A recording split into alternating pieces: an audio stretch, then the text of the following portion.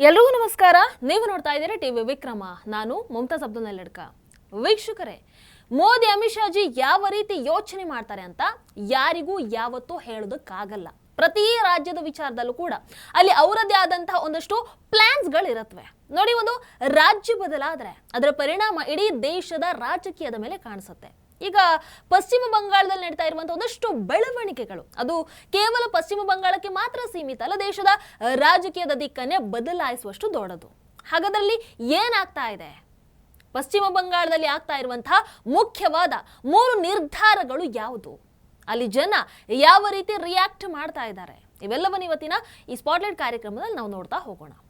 ವೀಕ್ಷಕರ, ಜುಲೈ 1ನೇ ತಾರೀಕು ಪಶ್ಚಿಮ ಬಂಗಾಳದ ಆಡಳಿತದ ಇತಿಹಾಸದಲ್ಲಿ ಒಂದು ಮಹತ್ವದ ದಿನ ಅಂತಂದ್ರೆ ಖಂಡಿತವಾಗ್ಲೂ ತಪ್ಪಾಗಲ್ಲ. ಯಾಕೆ ಅಂತ ಅಂದ್ರೆ ಪಶ್ಚಿಮ ಬಂಗಾಳದ ಮುಖ್ಯಮಂತ್ರಿಗಳಾದಂತಹ ಸುವೇಂದು ಅಧಿಕಾರಿ ನೇತೃತ್ವದ ಬಿಜೆಪಿ ಸರ್ಕಾರ ವೋಟ್ ಬ್ಯಾಂಕ್ ರಾಜಕೀಯದಿಂದ ದೂರ ಸರಿದು ಜನರ ಹಿತರಕ್ಷಣೆಯ, ಎಲ್ಲರನ್ನು ಒಂದೇ ರೀತಿಯಾಗಿ ಕಾಣುವಂತ ಒಂದು ರೂಲ್ಸ್ ಇರುವಂತ ಒಂದು ರಾಜಕೀಯದ ಕಡೆಗೆ ಒಂದು ಬಹು ಮುಖ್ಯವಾದಂತಹ ಹೆಜ್ಜೆಯನ್ನ ಇಟ್ಟಿರುವಂತದ್ದು. ಬಂಗಾಳ ವಿಧಾನಸಭೆಯಲ್ಲಿ 2 OBC ತಿದ್ದುಪಡಿ ಮಸೂದೆ ಈಗ ಅಂಗೀಕಾರ ಆಗಿದೆ. ಹಿಂದಿನ ಸರ್ಕಾರ ಅಂದ್ರೆ ಮಮತಾ ಬ್ಯಾನರ್ಜಿಯ ಸರ್ಕಾರ ಕಾನೂನುಬದ್ಧವಾಗಿ ಕಡ್ಡಾಯವಾಗಿ ಇದ್ದಂತಹ ಸರ್ವೆಯನ್ನು ನಡೆಸದೆ OBC ಪಟ್ಟಿಗೆ ಸೇರಿಸಿದ್ದಂತಹ 77 ಸಮುದಾಯಗಳನ್ನ ಅವರೀಗ ಪಟ್ಟಿಯಿಂದ ತೆಗೆದು ಹಾಕಿರುವಂಥದ್ದು.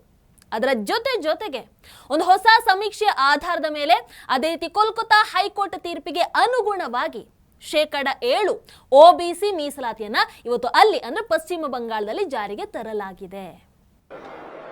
পক্ষপাত অর্থাৎ ডিভিশনের পর দেখা যাচ্ছে জ্ঞাপকদের পক্ষে জ্ঞাপকদের পক্ষে গিয়েছে 186 186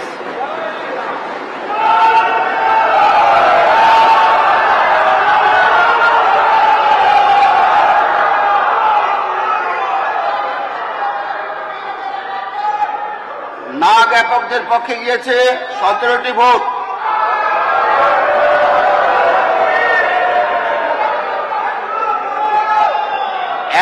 যারা বিরতি থেকেছে 6 জন।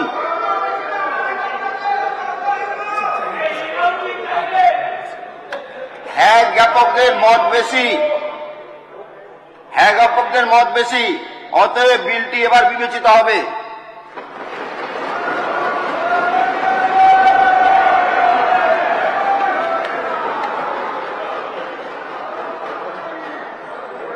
খণ্ড 2 এবং 3 কোন সংশোধনীয় প্রস্তাব নেই। এখন খণ্ড 2 ও 3 বিলের অংশ হোক। যে সকল সদস্য এই মতের পক্ষে তারা অনুগ্রহ করে হ্যাঁ বলুন। যে সকল সদস্য এই মতের বিপক্ষে তারা অনুগ্রহ করে না বলুন।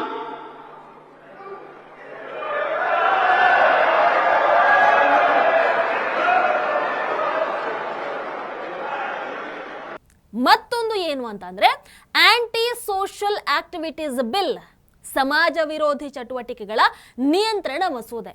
ಇದು ಕೂಡ ಅಲ್ಲಿ ಅಂಗೀಕಾರ ಆಗಿರುವಂಥದ್ದು. ಇದು ಗಂಭೀರ ಸಮಾಜ ವಿರೋಧಿ ಚಟುವಟಿಕೆಗಳ ಆರೋಪವನ್ನು ಎದುರಿಸ್ತಾ ಇರೋರ ವಿರುದ್ಧ ಕಾನೂನಿನ ವ್ಯಾಪ್ತಿಯ ಒಳಗೆ ಅವರ ಆಸ್ತಿಯನ್ನ ಜಪ್ತಿ ಮಾಡೋದಕ್ಕೆ ಈ ಒಂದು ಮಸೂದೆ ಸಂಪೂರ್ಣವಾದಂತಹ ಅವಕಾಶವನ್ನು ನೀಡುತ್ತೆ. ವೀಕ್ಷಕರು, ಉತ್ತರಾಖಂಡ್ ಆಗಿರಬಹುದು, ಗುಜರಾತ್ ಆಯಿತು, ಅಸ್ಸಾಂ ಆಯಿತು, ಅದಾದ ನಂತರ ಈಗ ಪಶ್ಚಿಮ ಬಂಗಾಳದಲ್ಲೂ ಕೂಡ UCC ಅಂದ್ರೆ ಯೂನಿಫಾರ್ಮ್ ಸಿವಿಲ್ ಕೋಡ್ ಜಾರಿಗೆ ತರುವಂತಹ ಘೋಷಣೆಯನ್ನ ಮಾಡಿದ್ದಾರೆ. UCC ಖಂಡಿತ ಪ್ರತಿ ರಾಜ್ಯಕ್ಕೂ ಕೂಡ ಮುಖ್ಯ ಆಗುತ್ತೆ, ಅದರಲ್ಲಿ ಯಾವ ಅನುಮಾನ ಕೂಡ ಇಲ್ಲ. ಬಟ್ ಪಶ್ಚಿಮ ಬಂಗಾಳದ ವಿಚಾರದಲ್ಲಿ ನಾವು ನೋಡೋದಾದ್ರೆ UCC ಎಲ್ಲ ರಾಜ್ಯಗಳಿಗಿಂತ ಬಹುಮುಖ್ಯ ಆಗಿ ಕಾಣುತ್ತೆ. ಯಾಕೆ ಅಂತ ಹೇಳ್ತೀನಿ ನೋಡಿ. ಒಂದೇ ಸಮಯದಲ್ಲಿ 4 ಹೆಂಡತಿಯರನ್ನು ಇಟ್ಕೊಳ್ಳುವಂತ ಅವಕಾಶ ಆಗಿರಬಹುದು, ಹಲವು ನಿಖಾ ಮಾಡ್ಕೊಳ್ಳುವಂತ ಅವಕಾಶ ಆಗಿರಬಹುದು, ಯಾವಾಗ ಬೇಕಾದ್ರೂ ಬಹಳ ಸುಲಭವಾಗಿ ಬೇಡ ಅಂತಂದಾಗ ಹೆಂಡತಿಗೆ ತಲಾಖು ಕೊಡುವಂತ ಅವಕಾಶ ಆಗಿರಬಹುದು, ಇನ್ನು ಆಸ್ತಿ ಹಂಚಿಕೆ ವಿಚಾರ, ಉತ್ತರಾಧಿಕಾರಕ್ಕೆ ಸಂಬಂಧಪಟ್ಟಿರುವಂತಹ ವಿಶೇಷ ಸೌಲಭ್ಯ, ಈ ರೀತಿಯಾದಂತಹ ಅನೇಕ ವಿಶೇಷ ಹಕ್ಕುಗಳ ಲಾಭವನ್ನ ಅಲ್ಲಿ ಮುಸಲ್ಮಾನರು ಪಡ್ಕೊಳ್ತಾ ಇದ್ದಾರೆ. ಇಲ್ಲಿ ಎಲ್ಲರಿಗೂ, ಎಲ್ಲ ವರ್ಗದವರಿಗೂ ಒಂದೇ ರೂಲ್ಸ್ ಇಲ್ಲ. ವೀಕ್ಷಕರೇ, ನಿಮಗೆ ಗೊತ್ತು, ಇವತ್ತು ಬಹುತೇಕ ರಾಷ್ಟ್ರಗಳು ತಮ್ಮ ಸಂವಿಧಾನ, ತಮ್ಮ ನಾಗರಿಕ ಕಾನೂನುಗಳ ಪ್ರಕಾರ ನಡೆಯುತ್ತೆ ವಿನಃ ಧಾರ್ಮಿಕ ಕಾನೂನುಗಳ ಪ್ರಕಾರ ಅಲ್ಲ. ಹಾಗಾಗಿ ಭಾರತ ಸ್ವೀಕಾರ ಮಾಡಿರುವಂತಹ ಸಂವಿಧಾನದಲ್ಲೇ UCC ಜಾರಿಗೆ ತರಬೇಕನ್ನುವಂತಹ ಡೈರೆಕ್ಟಿವ್ ಪ್ರಿನ್ಸಿಪಲ್ ಇದೆ. ಆದರೆ ದಶಕಗಳ ಕಾಲದಿಂದ ನಡ್ಕೊಂಡು ಬಂದಂತಹ ಓಲೈಕೆ ರಾಜಕಾರಣದ ಕಾರಣದಿಂದಾಗಿ ಹಿಂದಿನ ಸರ್ಕಾರಗಳು ಈ ವಿಚಾರಕ್ಕೆ ಕೈ ಹಾಕೋದಕ್ಕೆ ಹೋಗ್ಲಿಲ್ಲ. ಅವ್ರಿಗೆ ಗೊತ್ತಲ್ಲವಾ, ವೋಟ್ ಬ್ಯಾಂಕ್ ರಾಜಕೀಯ ಬಹಳ ಮುಖ್ಯ ಆಗಿತ್ತು. ಕಳೆದ 1 ದಶಕದ ವಿಚಾರಕ್ಕೆ ಬಂದ್ರೆ ಸುಪ್ರೀಂ ಕೋರ್ಟ್ ಹಲವಾರು ಬಾರಿ ಸರ್ಕಾರಕ್ಕೆ UCC ಜಾರಿಗೆ ತರಬೇಕು ಅಂತ ಸಲಹೆಯನ್ನು ಕೂಡ ಕೊಟ್ಟಿದೆ. ಬಟ್ ಅದು ಈಗ ಮೋದಿಜಿ ಸರ್ಕಾರ ಬಂದ ನಂತರ ನೆರವೇರುತ್ತಾ ಇದೆ. ವೀಕ್ಷಕರೇ, UCC ಪಶ್ಚಿಮ ಬಂಗಾಳದಲ್ಲಿ ಯಾಕೆ ಬಹಳ ಮುಖ್ಯ ಆಗುತ್ತೆ ಅಂತಂದ್ರೆ, ಕಳೆದ ಸುಮಾರು 2.5 ದಶಕಗಳಲ್ಲಿ ಪಶ್ಚಿಮ ಬಂಗಾಳದಲ್ಲಿ ಡೆಮೋಗ್ರಫಿಕ್ ಚೇಂಜ್ ದೊಡ್ಡ ಮಟ್ಟದಲ್ಲಿ ನಡೆದಿರುವಂಥದ್ದು. ಇಂತಹ ಪರಿಸ್ಥಿತಿಯಲ್ಲಿ ರಾಜ್ಯದ ಬಹುಸಂಖ್ಯಾತ ಜನರ ಹಕ್ಕುಗಳನ್ನು ರಕ್ಷಿಸುವಂತಹ ಒಂದೇ ಒಂದು ದಾರಿ ಅಂತಂದ್ರೆ ಅದು ನನ್ ಅದರ್ ದ್ಯಾನ್ UCC. ನಮ್ಮ ಸಂವಿಧಾನದ ಪ್ರಕಾರ ಪ್ರತಿಯೊಬ್ಬ ನಾಗರಿಕನಿಗೆ ಕೂಡ ಸಮಾನ ಹಕ್ಕಿರುತ್ತೆ. ಹಾಗಿರುವಾಗ UCC ಜಾರಿಗೆ ಬಂದ್ರೆ ರಾಜ್ಯದ ಪ್ರತಿಯೊಬ್ಬ ನಾಗರಿಕನಿಗೆ ಕೂಡ ಅದು ಮದುವೆ ವಿಚಾರದಲ್ಲಿ ಆಗಿರಬಹುದು, ವಿಚ್ಛೇದನದ ವಿಚಾರದಲ್ಲಿ ಆಗಿರಬಹುದು, ಉತ್ತರಾಧಿಕಾರದ ವಿಚಾರದಲ್ಲಿ ಆಗಿರಬಹುದು, ಆಸ್ತಿ ಹಂಚಿಕೆ ವಿಚಾರದಲ್ಲಿ ಆಗಿರಬಹುದು, ಅಥವಾ ಈ ದತ್ತು ಸ್ವೀಕಾರ ವಿಚಾರಗಳಲ್ಲಿ ಆಗಿರಬಹುದು, ಇಂತಹ ಅನೇಕ ವಿಚಾರಗಳಲ್ಲಿ ಒಂದೇ ರೀತಿಯಾದಂತಹ ಕಾನೂನು ಅನ್ವಯ ಆಗತ್ತೆ. ಒಂದು ಸಮುದಾಯದವರಿಗೆ ಒಂದು ರೀತಿಯ ಷರತ್ತು, ಒಂದು ರೀತಿಯ ಕಾನೂನು ಅನ್ವಯ ಆಗುವಂಥದ್ದು, ಇನ್ನೊಬ್ಬರಿಗೆ ಅದು ಅನ್ವಯನೇ ಆಗಲ್ಲ. ಇಂಥದ್ದು ಇನ್ನು ಮುಂದೆ ನಡೆಯೋದಿಲ್ಲ. ನಿಮಗೆ ನೆನಪಿರಬಹುದು, ಪಶ್ಚಿಮ ಬಂಗಾಳ ಚುನಾವಣೆ ಸಂದರ್ಭದಲ್ಲಿ ಬಿಜೆಪಿ ತನ್ನ ಮ್ಯಾನಿಫೆಸ್ಟೋದಲ್ಲೇ UCC ಜಾರಿಗೆ ತರುವಂತಹ ಭರವಸೆಯನ್ನ ನೀಡಿತ್ತು. ಚುನಾವಣಾ ಪ್ರಚಾರದ ಸಂದರ್ಭದಲ್ಲಿ ಗೃಹ ಸಚಿವರಾದಂತಹ ಅಮಿತ್ ಶಾಜಿ ಅವರು ಕೂಡ ಬಿಜೆಪಿ ಸರ್ಕಾರ ಅಧಿಕಾರಕ್ಕೆ ಬಂದ್ರೆ ಬಂಗಾಳದಲ್ಲಿ UCC ಜಾರಿಗೆ ತಂದೇ ತರ್ತೀವಿ ಅಂತ ಬಹಳಷ್ಟು ಬಾರಿ ಹೇಳಿದ್ರು. ಹೀಗಾಗಿ ಈಗ ಅಲ್ಲಿ ಬಿಜೆಪಿ ಅಧಿಕಾರಕ್ಕೆ ಬಂದಿದೆ.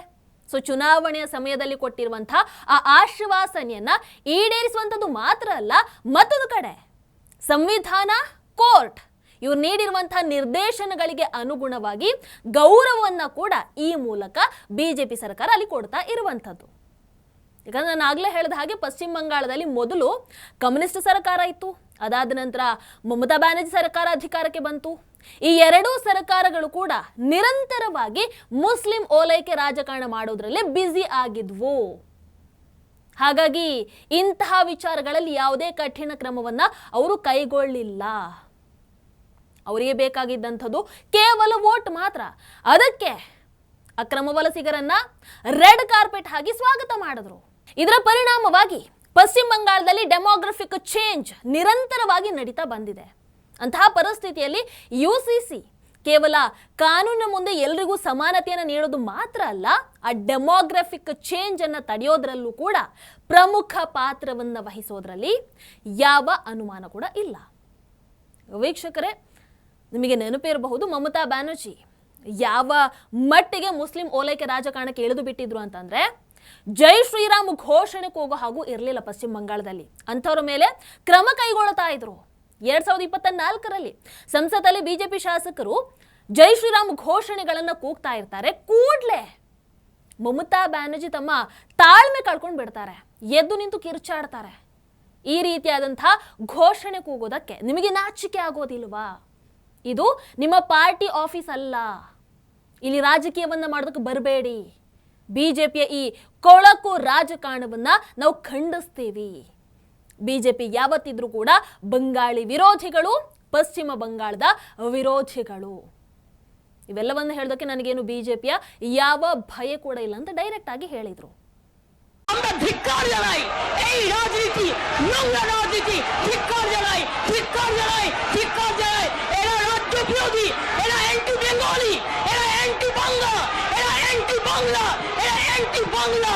বাংলার ভালো চায় না, এরা বাংলার ভালো চায় না, এরা বাংলার ভালো চায় না।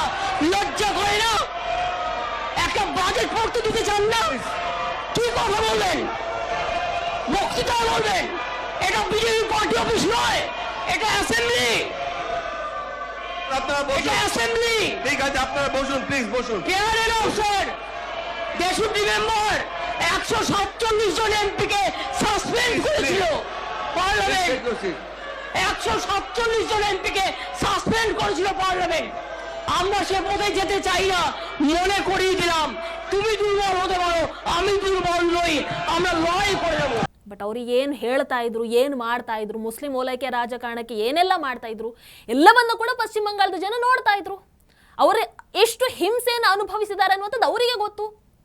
ಅದಕ್ಕೆ ಇವತ್ತು ಅದೇ ಮಮತಾ ಬ್ಯಾನರ್ಜಿಗೆ ಬಂಗಾಳದ ಜನ ಉತ್ತರವನ್ನ ಕೊಟ್ಟು ಮನೆಗೆ ಕಳುಹಿಸಿ ಕೊಟ್ಟಿದ್ದಾರೆ. ಇನ್ನು ಅಮಿತ್ ಶಾಜಿ ಅವರ ವಿರುದ್ಧ ಕೂಡ ಅದೇ ಟಿಎಂಸಿಯ ಮಹುವಾ ಮೈತ್ರ ಕೊಟ್ಟಿದ್ದಂಥ ಒಂದು ಪ್ರಚೋದನಕಾರಿ ಹೇಳಿಕೆ ನಿಮಗೆ ನೆನಪಿದೆಯೋ ಇಲ್ವೋ ಗೊತ್ತಿಲ್ಲ. ಅಮಿತ್ ಶಾಜಿ ಅವರ ತಲೆಯನ್ನ ಕತ್ತರಿಸಿ ಟೇಬಲ್ ಮೇಲೆ ಇಡಬೇಕನ್ನುವಂಥ ಒಂದು ಹೇಳಿಕೆಯನ್ನ ಕೊಟ್ಟಿದ್ರು. ಈಗ ನೋಡಿದ್ರೆ ಅದೇ ಮಹುವಾ ಮೈತ್ರ ಪರಿಸ್ಥಿತಿ ಹೇಗಾಗಿದೆ ಅಂತಂದ್ರೆ ಮನೆಯಿಂದ ಹೊರಗೆ ಬರೋದಕ್ಕಾಗ್ತಾ ಇಲ್ಲ. ಜನ ಮೊಟ್ಟೆ ಹಿಡಿದು ನಿಂತಿದ್ದಾರೆ. ಬಂಗಾಳದಲ್ಲಿ ಬಿಜೆಪಿ ಸರ್ಕಾರ ಅಧಿಕಾರಕ್ಕೆ ಬರ್ತಾ ಇದ್ದ ಹಾಗೇನೆ ಎಲ್ಲಾ ಭ್ರಷ್ಟ ನಾಯಕರಿಗೆ ಜನ ಮೊಟ್ಟೆ ಸ್ವಾಗತವನ್ನ ಮಾಡೋದಕ್ಕೆ ಶುರು ಮಾಡಿದ್ರು. ಇದನ್ನ ನೋಡಿದ ಮೇಲೆ ಮಹುವಾ ಮೈತ್ರಗೂ ಗೊತ್ತಾಯ್ತು, ನನ್ನ ಮೇಲೂ ಒಂದಲ್ಲ ಒಂದು ದಿನ ಈ ರೀತಿ ಆಗೇ ಆಗತ್ತೆ. ಅದಕ್ಕೆ ವಾರ್ನಿಂಗ್ ಅನ್ನು ಕೊಡ್ತಾರೆ, ಸವಾಲನ್ನ ಹಾಕ್ತಾರೆ. ನನ್ನ ಮೇಲೆ ಈ ರೀತಿ ಮೊಟ್ಟೆ ದಾಳಿಯನ್ನು ಮಾಡಿದ್ರೆ ಪೊಲೀಸ್ ಕಂಪ್ಲೇಂಟ್ ಕೊಟ್ಟು ಬಿಡ್ತೀನಿ, ಪೊಲೀಸ್ ಆಕ್ಷನ್ ತಗೊಳ್ತೀನಿ, ಎಚ್ಚರಿಕೆಯನ್ನು ಕೊಡ್ತಾರೆ. ಮತ್ತೊಂದು ಕಡೆ ಸವಾಲನ್ನ ಹಾಕ್ತಾರೆ. ಜನ ಆಕೆಯ ಸವಾಲನ್ನ ಸ್ವೀಕಾರ ಮಾಡಿ ಆಕೆಯ ಮನೆ ಹತ್ರ ಮೊಟ್ಟೆ ಎಸೆದಂತಹ ಘಟನೆ ನಡೆದಿದ್ದು ನೀವೆಲ್ಲರೂ ಕೂಡ ನೋಡಿದ್ದೀರಾ. ಇದಕ್ಕೆ ಜನ ಒಂದು ಕಡೆ ಇನ್ನು ಮುಂದೆ ಹೆದರಿಸಿ ಬೆದರಿಸಿ ಸುಮ್ಮನೆ ಕೂರಿಸೋದಕ್ಕೆ ಈಗೇನು ಪಶ್ಚಿಮ ಬಂಗಾಳದಲ್ಲಿ ಟಿಎಂಸಿ ಆಡಳಿತ ಇಲ್ಲ, ಜನ ಮೊದಲಿನ ಹಾಗೆ ಹೆದರೋದಿಲ್ಲ, ಹೆದರೋ ಸೀನೆ ಇಲ್ಲ, ಈ ರೀತಿ ಒಂದು ವರ್ಗ ಹೇಳಿದ್ರೆ ಮತ್ತೊಂದು ವರ್ಗ ಹೇಳ್ತಾ ಇದೆ ಕರ್ಮ, ಟಿಎಂಸಿ ಅಧಿಕಾರ ಇದ್ದಾಗ ಜನರನ್ನ ಹೆಂಗೆಲ್ಲ ನಡೆಸ್ಕೊಂಡ್ರೆ ಈಗ ಅನುಭವಿಸಿ ಅಂತ ಮತ್ತೊಂದು ವರ್ಗ ಹೇಳ್ತಾ ಇರುವಂಥದ್ದು. ಅಧಿಕಾರ ಇರುವಾಗ ಯಾರು ಎಷ್ಟೇ ಮೆರೆದಿರಬಹುದು, ಆದರೆ ಆ ಅಧಿಕಾರ ಶಾಶ್ವತ ಅಲ್ಲ ಅಲ್ವಾ, ಅದು ನೆನಪಿರ್ಬೇಕಲ್ವಾ ಅವರಿಗೂ ಕೂಡ. ಈಗ ಕಾಲಚಕ್ರ ತಿರುಗಿ ಅವ್ರು ಮಾಡಿರುವಂಥ ತಪ್ಪಿಗೆ ಶಿಕ್ಷೆಯನ್ನು ಅನುಭವಿಸ್ತಾ ಇದ್ದಾರೆ ಅಷ್ಟೇ. ವೋಟ್ ಬ್ಯಾಂಕ್ ರಾಜಕಾರಣ ಒಂದಷ್ಟು ವರ್ಷ ಬಹುಶಃ ಗೆಲ್ಲಿಸಬಹುದು, ಬಟ್ ನಿಜವಾದ ಆಡಳಿತವನ್ನ ಕೊಟ್ಟಾಗ ಮಾತ್ರ ಅದು ನಿಮ್ಮನ್ನ ಕೊನೆ ತನಕ ಕೈ ಹಿಡಿದು ಕರ್ಕೊಂಡು ಹೋಗುವಂಥದ್ದು. ಜನರು ಅಷ್ಟೇ. ಆಮೇಲೆ ಒಂದು ರಾಜ್ಯದ ಭವಿಷ್ಯವನ್ನ ನಿಜವಾದ ಆಡಳಿತ ಬದಲಾಯಿಸುತ್ತೆ. ಪಶ್ಚಿಮ ಬಂಗಾಳ ಈಗ ಬಿಜೆಪಿ ಅಧಿಕಾರಕ್ಕೆ ಬಂದ ನಂತರ ಸಕಾರಾತ್ಮಕವಾಗಿ ಬಹಳಷ್ಟು ರೀತಿಯಲ್ಲಿ ಬದಲಾವಣೆಯನ್ನು ಕಾಣ್ತಾ ಇದೆ. ಈ ಬದಲಾವಣೆ ಹೇಗಾಗತ್ತೆ, ಇದು ಯಾವ ದಿಕ್ಕಿಗೆ ಸಾಗುತ್ತೆ, ಇದರಿಂದ ಪಶ್ಚಿಮ ಬಂಗಾಳಕ್ಕೆ ಏನೇನೆಲ್ಲ ಲಾಭ ಆಗುತ್ತೆ, ಇವೆಲ್ಲವನ್ನ ಮುಂದಿನ ದಿನಗಳೇ ನಮಗೆ ತೋರಿಸ್ಕೊಡುತ್ತೆ. ಜಸ್ಟ್ ವೇಟ್ ಆ್ಯಂಡ್ ವಾಚ್ ಅಷ್ಟೇ. ಮೋದಿ ಹೇ ತೋ ಮುಮ್ಕಿನ್ ಹೇ. ಏನಂತೀರಾ? ಕಮೆಂಟ್ ಮಾಡಿ. ನಮಸ್ಕಾರ. ಟಿವಿ ವಿಕ್ರಮ, ದೇಶ ನಿಮ್ಮ ಕೈಯಲ್ಲಿ. ಈ ಕಾರ್ಯಕ್ರಮ ನಿಮಗೆ ಇಷ್ಟ ಆಗಿದ್ದಲ್ಲಿ ಲೈಕ್, ಶೇರ್ ಹಾಗೂ ಕಮೆಂಟ್ ಮಾಡಿ. ಟಿವಿ ವಿಕ್ರಮದ ಕಾರ್ಯಕ್ರಮಗಳನ್ನು ನಿರಂತರವಾಗಿ ವೀಕ್ಷಿಸಲು ಸಬ್ಸ್ಕ್ರೈಬ್ ಮಾಡಿ, ಬೆಲ್ ಐಕನ್ ಒತ್ತಿ.